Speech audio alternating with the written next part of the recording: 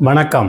தேசிய நெடுஞ்சாலைகளை மேம்படுத்த ரூபாய் 10 லட்சம் கோடி மத்திய அரசு முதலீடு. நாடு முழுவதும் உள்ள தேசிய நெடுஞ்சாலைகளை மறுசீரமைக்கவும், வடகிழக்கு மாநிலங்களில் உள்ள சாலைகளை அமெரிக்க சாலைகளுக்கு இணையாக மேம்படுத்தவும் அடுத்த 2 ஆண்டுகளில் 10 லட்சம் கோடி ரூபாய் முதலீடு செய்ய மத்திய அரசு திட்டமிட்டுள்ளதாக அமைச்சர் நிதின் கட்காரி கூறியிருக்கிறார். சாலைகள் அமைக்கும் பணி தமிழகம், மகாராஷ்டிரா, குஜராத், ஆந்திரா, கர்நாடகா, ராஜஸ்தான், டெல்லி ஆகிய இடங்களில் நடந்து வருகிறது. கடந்த 2014 மார்ச்சில் 91,287 கிலோமீட்டராக இருந்த நம் தேசிய நெடுஞ்சாலைகள் தற்போது 1,46,204 கிலோமீட்டராக விரிவடைந்து 2024-25 5,150 கிலோமீட்டர் தூரத்துக்கு நெடுஞ்சாலை அமைக்க இலக்கு நிர்ணயிக்கப்பட்டது.